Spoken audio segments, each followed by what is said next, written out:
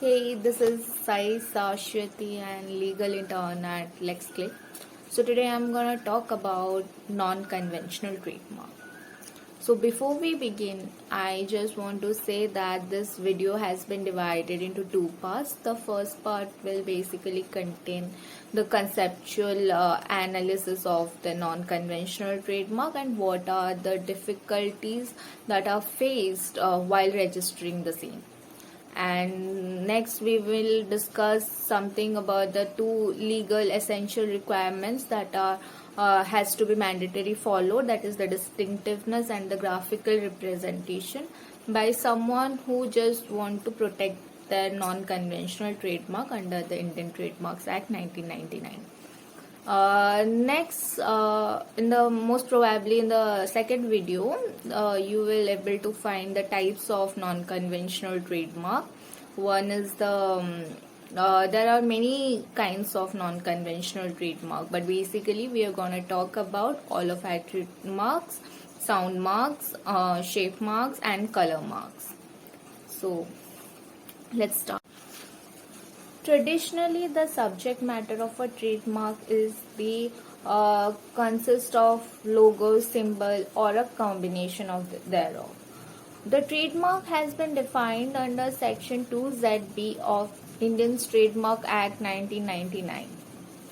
It basically says that trademark is a mark which is capable of being distinctive and capable of being graphically represented. This mark has again been defined in Section 2M of the Act. In simple terms, we can say a trademark is a mark which helps the consumer to distinguish between two products or services that are there in the market.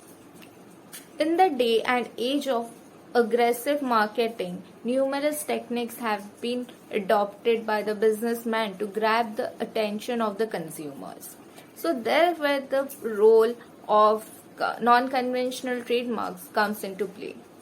Non-conventional trademarks are not like traditional trademark. They are not represented through logos, symbols, or their combination, but rather these are originated from the shape, sound, smell, taste, and texture of the products.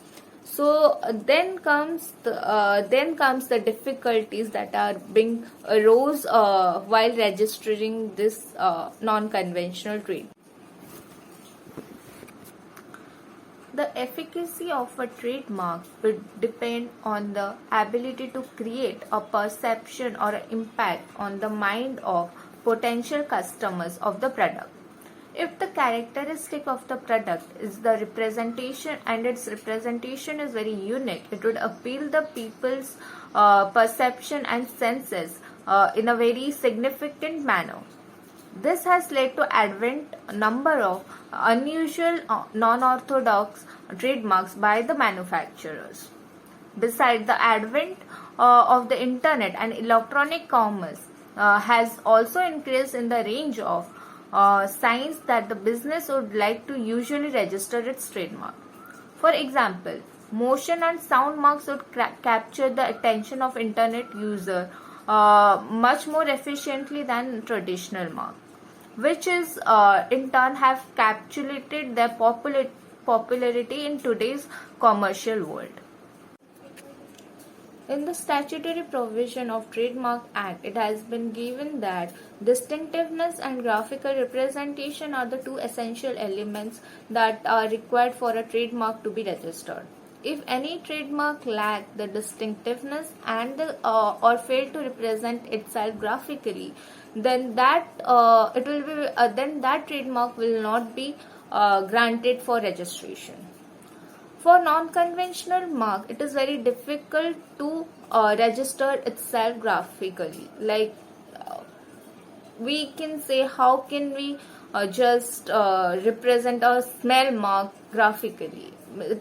The graphical representation of a mark is a sine qua non for registering a trademark in India. A trademark application requires the mark to be graphically represented so that it can be physically be present on a register or being published in a journal.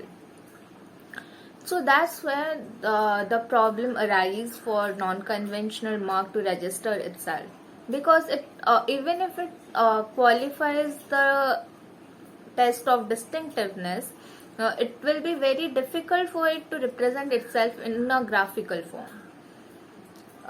Sometimes in distinctiveness, some non-conventional trademark like shape, color are very easy to have distinctive character, but the smell and taste marks, which are very confusing among consumer, it is very difficult to get the distinctiveness test.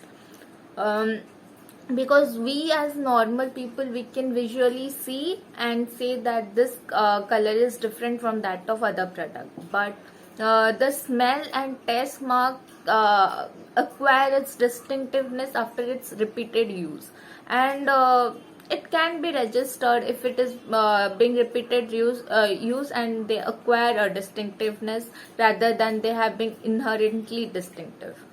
So this is it for this video. In the next video we will learn about the types of trademark: the olfactory trademark, the sound trademark, the color, and the shape trademarks, and how they are they face difficult in registration just because they couldn't be graphically represented. So that's all.